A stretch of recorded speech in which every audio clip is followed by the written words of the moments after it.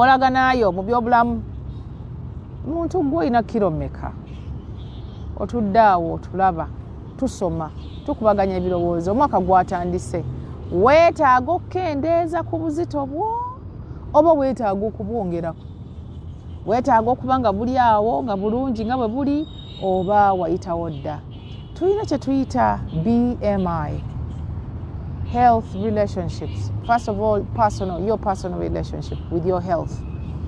BMI, body mass index. What is your body mass index? Are you low weight? Are you average weight? Are you overweight?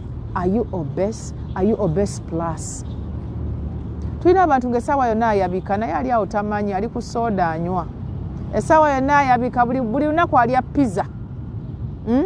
Buli kaseera alya pizza naye ne kilo ze tazimanyi ekiwato kye takyamanyi bwe kiri ebisekeseke takyamanyi bwe biri amaaso gonna kugamba alyawo amatama gonna kugamba embeera nga tezitegeerekeka. So your health relationship, especially you with yourself, omutima gwo guli gutya?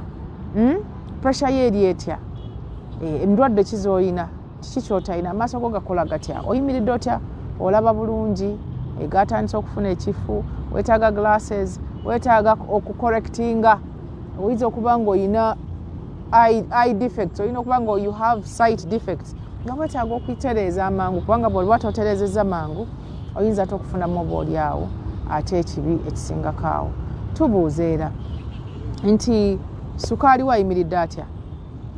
Your sugar levels, sukaali wayimiridde atya? Muganda wange, mukwano gwange, oyinza okuba oli awo ng'ovuma abasukaali gw'okyanywa ng'oli pre-diabetic.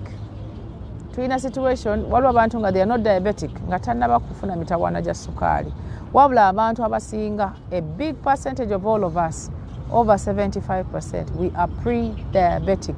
Tuli ku njegoyego oba ku ndeboolebo ey'okufuna obulwadde bwa sukaali. Tokimanyi oli awo, gendako mu kafamasi akali awo obagambe bakunyigeko bakebere ku sukaali. Genda mu clinic, genda mu ddwaliro bakebereko ku sukaali.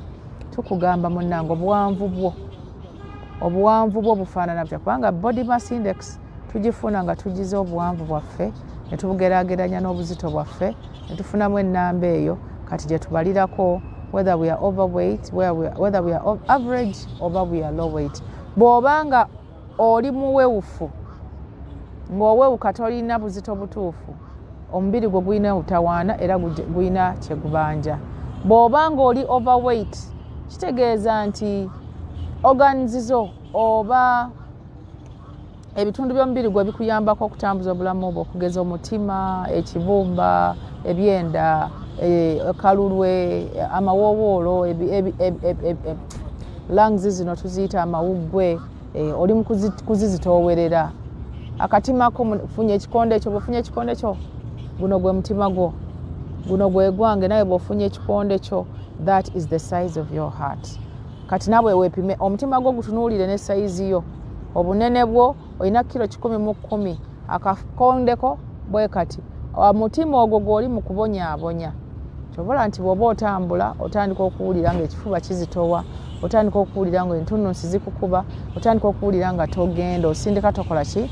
Togenda. So your health relationships, ewantu gy'owangaalira, wakaawo gy'owangaalira, abantu b'owangala nabo, gw'oyonja oba bakuyonja buyonja, oyonja buli ddi, oyonja mu ngeri ki?